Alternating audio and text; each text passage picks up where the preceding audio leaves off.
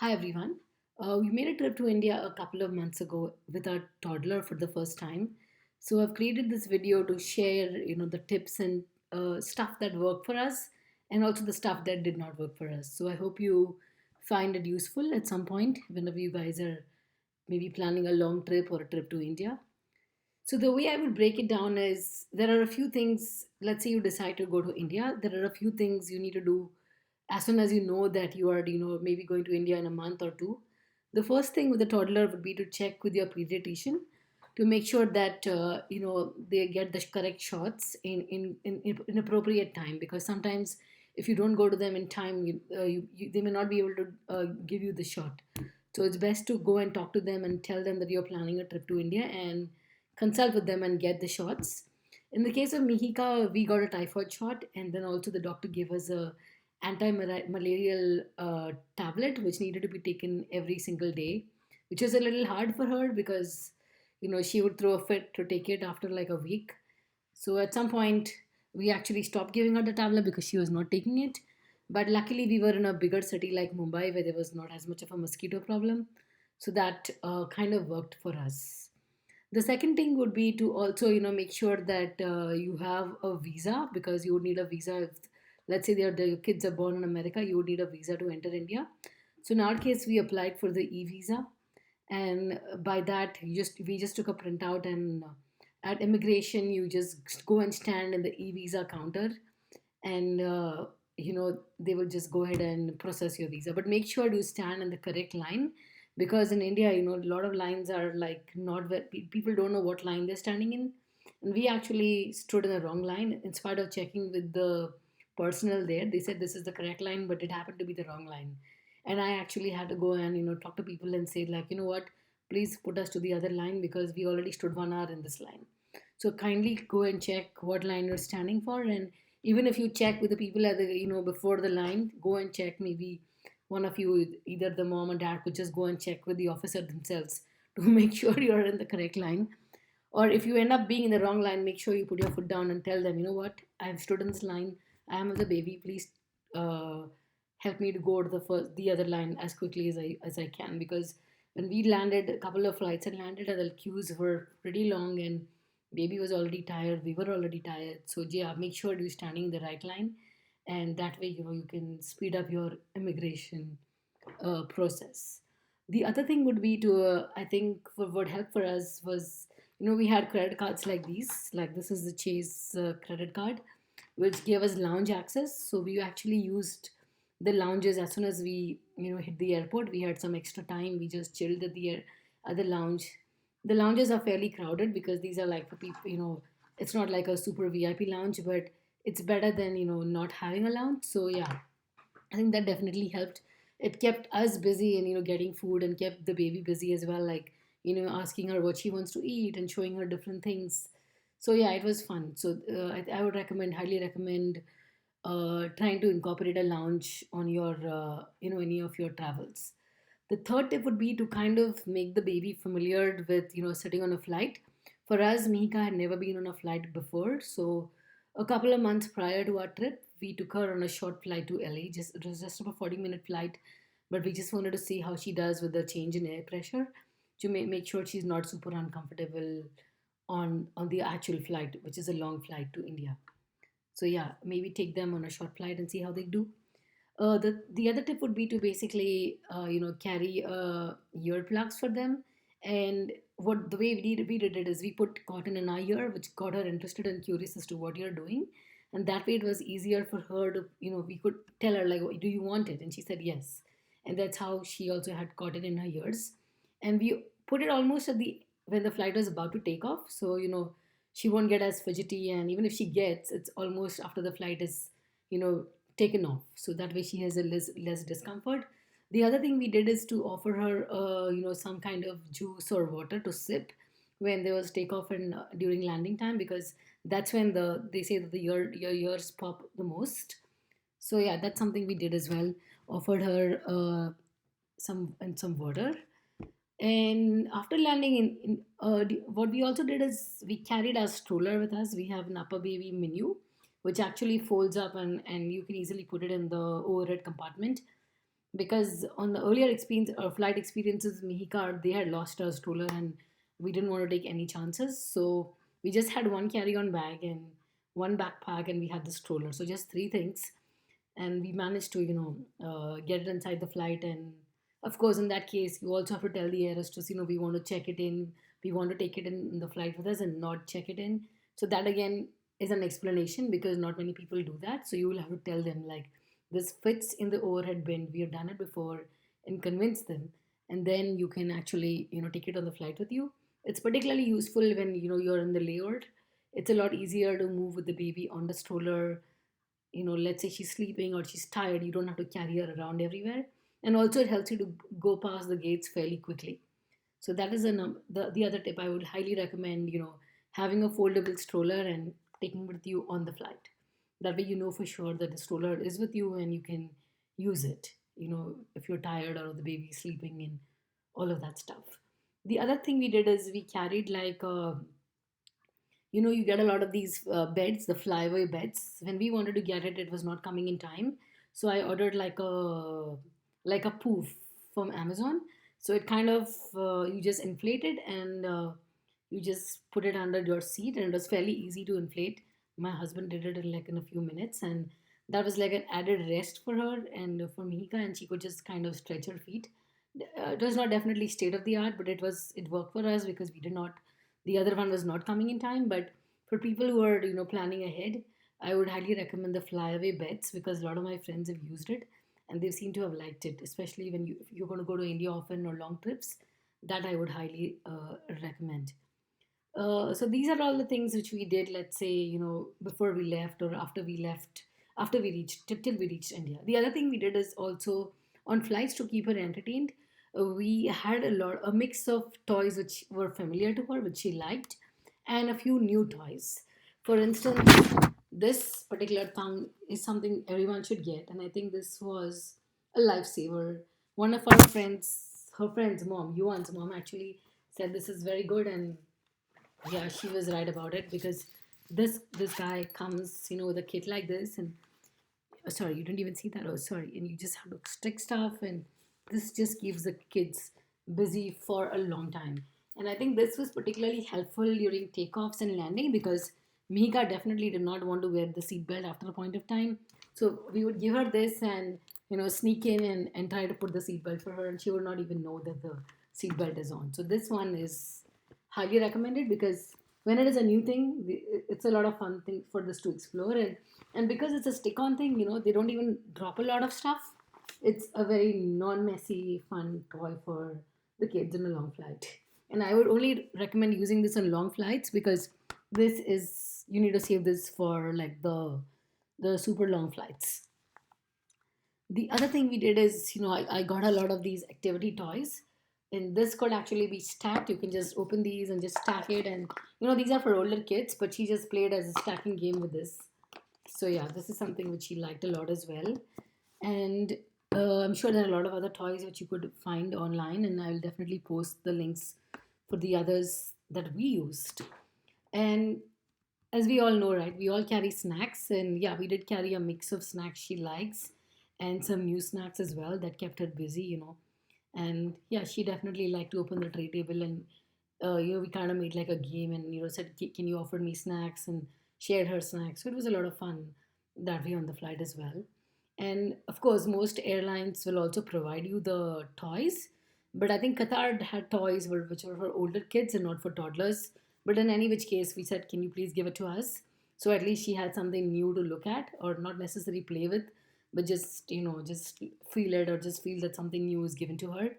And what the other thing we did is we also try to, make sure that she talks to the air hostess. Like, we kind of, even though the air hostess would not greet her, I would say, "Do you want to say hello to the air hostess? Do you want to say hello to the people on the flight?"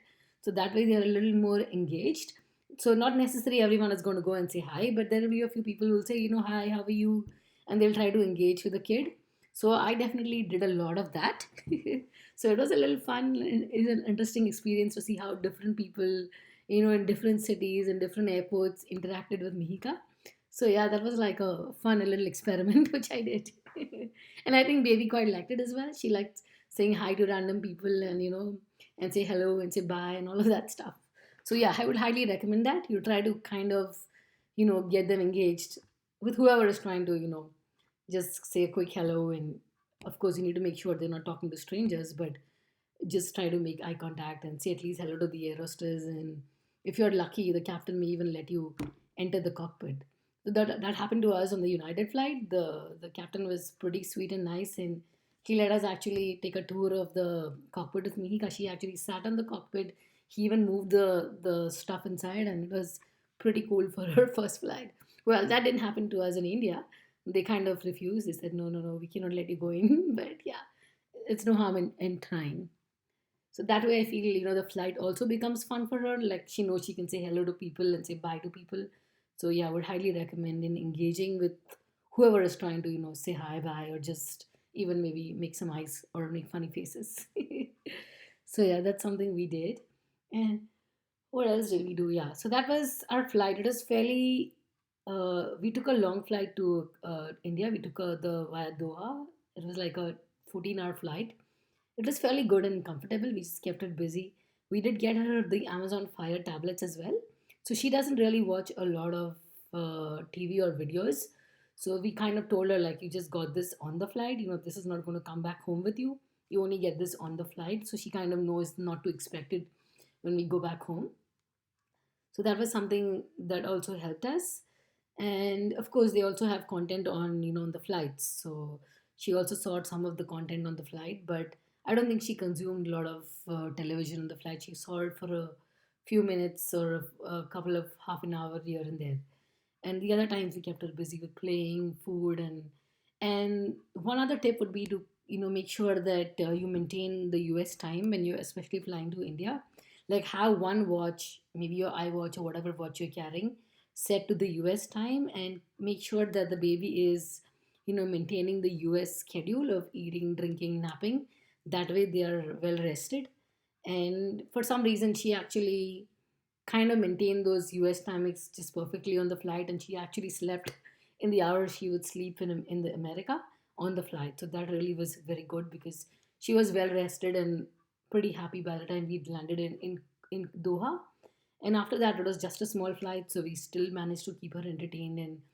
And the other thing we always like to do is we always like to talk about what we are doing and where we are going, and we kind of hype it up with her and say, oh, you know what, we're going here, we're going to do this. So we definitely like to kind of, act it out or hype it out to create a lot of interest with her. So we definitely told her, like, we're going to go on a flight, and this, we're going to do this, and we're going to do that. So she definitely was looking forward to sitting on an aeroplane. And also, if you would see a plane on the, well, going past in the Bay Area, you would say, we're going to sit in a similar plane. Your cousin has been on a similar plane. So that way it's a little more familiar, and she's also expecting it. And also, since we already, kind of made like a, I would say, like a song and dance about it, she's a little more engaged. So that's something I would highly recommend. Try to hype up or, talk more about what you're trying to do. That definitely, helps them and keeps them a little more engaged than just suddenly saying that, what, we're going on a flight, or you're going on a flight next week or something like that. We kind of build it up to the actual day. Yeah. And the other thing is, after landing in India, I'm sure everyone has, different cities they visit to. The other thing we like particularly in India was like, the family changing rooms are like a one-stop shop. You have you have like a toilet there, and then you have a changing room in just one space. So the entire family can actually go in there, and you do your thing, you change your baby, you're all done, and you can actually, just all of you are done at the same time instead of going to a bathroom and leaving the baby with a dad or leaving the baby with a mom. So that I think was a pretty cool and unique idea, which I think even the America should adopt, because that way it's actually truly a family room, because everybody is in there in that much particular time and you're done. And it's very convenient. You can even go and change, and probably, yeah, maybe even make sure that the baby is changed up and fresh. So that's a very cool concept, which I thought was pretty cool in India, especially in, I mean, we went to Mumbai, so we found that in the Mumbai airport, which was international airport, which I thought was pretty nice and comforting, especially for a family. You don't want to stand in three different lines and juggle the baby, and it's very hard otherwise. So yeah, that I thought was a very cool concept, something you guys could expect to if you go into bigger cities. Yeah. And the other thing would be is like, when you go to India, I'm sure you're going to be going visiting a lot of family and friends. What I would recommend is prioritizing what is the most important thing and try to do it in the early on in the trip when everything is going well. When you just landed, of course, you need a few days to settle down. But once that's done, make sure you prioritize what is the most important thing for you. If you want to meet friends, if you want to meet family, if you want to, whatever is your agenda of your trip, make sure you do that early on, because let's say you fall sick later or baby falls sick later, it's hard for you to kind of accomplish those goals. And what I would also recommend is trying to, if you want to meet a group of people, let's say your family and friends, there can be two ways of doing it, right? You go and meet them individually, or you kind of throw a party and meet them at one common place. You could always go and meet them individually later if there is time, but I would recommend, throwing like a party and, getting to, I mean, calling a lot of people together at one time, because I think even these days in India, people are also busy and they may not have the time to meet you, all the time. So it's best to have like a group setting where the common friends are there and common families there, and just meet them. And at least that way you make sure you meet more people rather than meeting every person individually. And of course, if there is enough time, you could always do the second visit and go and hang out with them and have fun with them, or whatever is your plan. So yeah, the other thing would be to make sure that you have a party, as I said. And yeah, the third tip would be like, make sure, like, in India, when we went in about September. I think we went in September, October, and I think COVID was there were no cases of COVID in India. The case rate is fairly low, so nobody actually wears a mask there. And when we go, right, we're a little more careful. We're all masked up, but eventually you kind of, you see everything is going up well, and you don't really you kind of give up and you say, no, I'm not wearing a mask. So that's what we did. But I would highly recommend against that, because I think me and my husband got sick. We kind of didn't get, we just got like a flu. And I think if we were a little more careful, we would have probably avoided that. Of course, baby did not fall sick, but we did fall sick for 3 4 days, which was a little painful. So I would highly recommend masking up, even though you may get a little lazy. And just make sure you have masks everywhere, in a pocket or in a bag. Just carry them on your handbags or in your pockets, because that way you don't have to keep looking for them, even though you have like a stack of masks in the back, in the suitcase. If it's not on you at all the time, then it's very hard to kind of wear it. So yeah, I would say highly recommend masking up and carrying many of them in your bags and your pockets, just to make sure you don't lose them, or you have them on you all the time. And the other thing with the baby is we made sure that we did not feed her a lot of outside food. And even if we did, we just kind of chose one kind of place.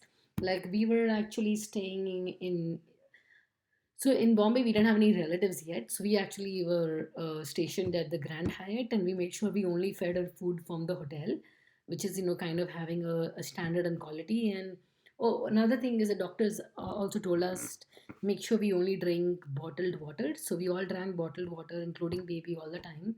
And we also, even if for brushing, he said just use bottled water. So even she was brushing with the Bisleri water, and we made sure we have it in our bathrooms. And no other regular water was ever served to us. We made sure that we told them we don't want water, we will get our own bottles. So that's the bottle, we just drank bottled water. The other thing is we did for her is, like, in India you get something called Amul Gold milk, which is kind of pasteurized milk. So you get those cartons. It's available in most cities and most shops. So we definitely gave her those milk cartons, which was pretty helpful. And she kind of took to the liking to it. She kind of drank it without any difficulty and issues. So that's something that can be helpful for you guys as well. Like, try to use the Amul Tetra Pak milk. That's fairly useful. Always check the dates, because sometimes they could be old and could have expired. But most places these days don't sell expired stuff. But it's always good to, read the label and see what's going on, and make sure that it is a genuine product. Yeah, that's something we did as well. And the one other thing, when you're let's say you have a carry on, there are liquids which are not allowed. So what we did is we kept the Tetra Packs and kept them in Ziploc bags. And when our luggage, like a hand luggage, was going through screening, we actually kept them outside.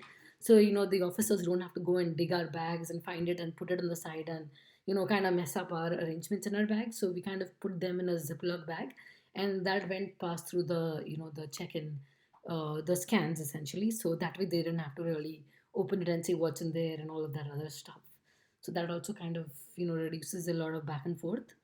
So that's something I would recommend. Just whatever is her stuff, whatever is in a bottle or in milk, just put it in a different Ziploc bag itself and have it outside yourself. That way, it's easier for them to take a look at it and let you pass through fairly quickly. And in India, the other thing we did is we had a lot of fun in India, to be honest. So baby was fine. She never felt sick. We felt sick. It was pretty hard on us. But other than that, I think she did pretty well. She did okay with the. We were a little weary of her not getting used to the sounds. It's pretty loud in India, and she's, of course, they're not used to that kind of big city life, right? So we were a little weary. But in her case, she fairly took it to her liking. She actually just loved it. And as I said, right, we would try to engage her with people. That's something we always did, even at our restaurants or hotels. I mean, of course, you need to look at your environment. You can't engage with just about everybody, but wherever we found it safe, we would encourage her to say hello and talk to the people and just wave and all of that stuff. So she kind of found it fun, like to look at different people. And every time you step out, you see like five other people. So it was a different experience for her. And yeah, I think as long as she could be like sociable with others, she had a good time. So she did not get upset with sound or noise. And also for the humidity, she did okay with the humidity in India. I don't think she did not fall sick or throw up or any of that. But I know some kids, it may be hard for them to go to a super humid place. So for that, I could recommend carrying a lemon on you, like a lemon or a lime. Just carry a lemon with you or a lime on your carry-on suitcase. So let's say they're having a hard time. It said that some of our friends recommended you just cut the lemon and just let them kind of just breathe in it, breathe the lemon in and see if that helps. We never used it because we didn't have to, but I definitely carried that with me on the flight just in case if we ever needed it. So yeah, that was the another thing which I think we carried along with us. And make sure you put it on your carry-on because that way you find it. Because if you put it in some other big bag, it's going to be really hard to get it out. And carry two of them. I carried one in each bag, so even if I don't remember where it is, we'll have one always handy on us. So that's something we did as well.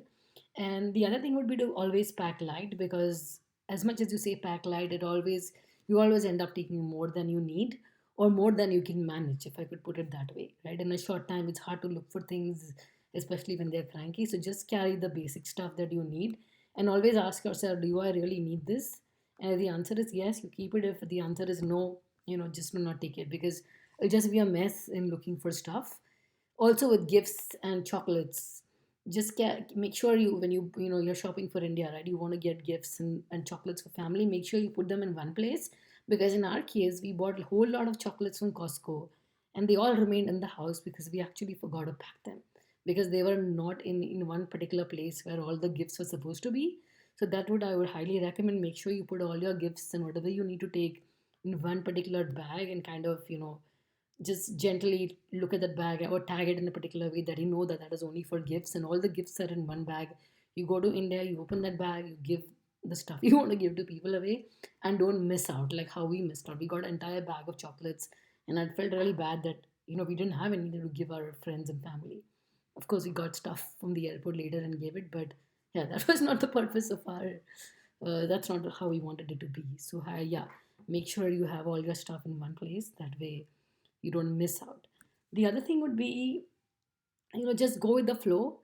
Oh, sorry, the most important thing I forgot, it's that have a pediatrician ready for you. Like make sure you have a contact of a pediatrician in the city you're going to be going to, so that in case you ever need to see a doctor, you know someone who's reliable and trusted. And also make sure check their availability by calling them early on because sometimes there may be doctors, the doctors recommended by your friends, but they may be out of town or they may be on a holiday or on a conference. So just make sure that the people you are going to be relying on are available and know their timings, and also try to get their phone numbers early on, that way and the addresses, of course.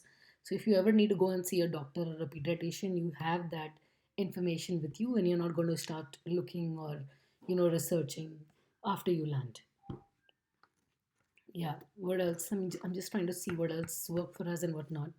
The other thing is, as let's say, like if you're a mom and you're going to India for a long time, or if you have a particular salon you want to visit or get your hair done, or just to get a relaxation treatment, make sure you kind of book those earlier on in advance, because many of times these the places you want to go to will not have availability. So what I did is I definitely try to reach out to the salon I want to go get a haircut or a hair color early on, and yeah, that person was available. And when I wanted to make an appointment, I did it till like 3 weeks ahead of time, and that way, I could go and get the services and get pampered or do whatever I wanted to.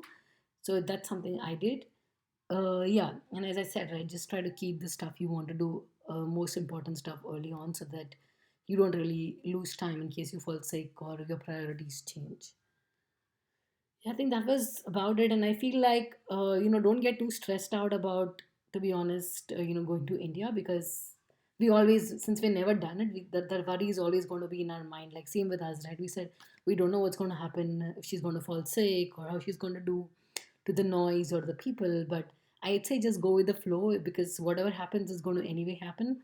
So just go with the flow. Just make sure you're safe, and you make sure you get your shots ready, shots on time, and then you carry your medication, carry the stuff that is important for the baby, and make sure you eat correctly. Don't eat outside, because there can be always times where, and make sure even you don't go ahead and indulge in too much outside food, because it's important that it's not like a visit you're, when you're single or you're without kids, you're traveling. It's very different. This trip is going to be slightly different than your other trips, so make sure that you try to prioritize yourself also by making sure you eat correctly and eat at places which are a little more trusted and clean. That way you don't end up falling sick, and it's a lot easier if everyone is healthy. It's a lot easier, and the trip is a little more seamless, and you can just really enjoy yourselves and do what you're supposed to be doing back home, meeting family and friends. uh, I keep forgetting these things, but sorry. The other thing we did with Mihika is, one of our friends suggested, make sure you always wear long sleeves and pants. That way, even if there are mosquito bites, you're at least preventing that. So we went to Gap and got a couple of pajama sets. You get some nice ones, like some daytime ones, some nighttime ones. So we got all of them. They are cotton, fairly good quality. They're little. I think we washed them ahead, so that way they're a little softer. So all she wore is, she just wore long pants and long sleeves, and you get a mosquito repellent, which is like a roll-on in India. If you go to a chemist, you can get it from any chemist shop there, and we made sure before stepping out of the hotel, we would always apply that roll on to her and to all of us. That way, we kind of protected from mosquitoes, and yeah, I think that was about it. I don't think we did anything apart from that. And when I get some time, I'm definitely going to try to put those links of the stuff that I can easily find what we used, in case it can be helpful to any one of you. And so, but yeah, I think these are the few things that helped us. And yeah, there are always some things which did not work out. Like as I told you, we didn't take stuff for people, and we got felt sick and all of that. But I think every family is going to have their own experience, and just embrace that experience. You're only going to get better after your first trip, and it's only going to get better the more you go with your kids, the more they learn, and it is an experience for them as well, like to look at different things, different people, be in different situations. So yeah, it's I think even if however your trip is in India, I think it's still a learning for them. So just embrace that and just have a lot of fun. Yeah.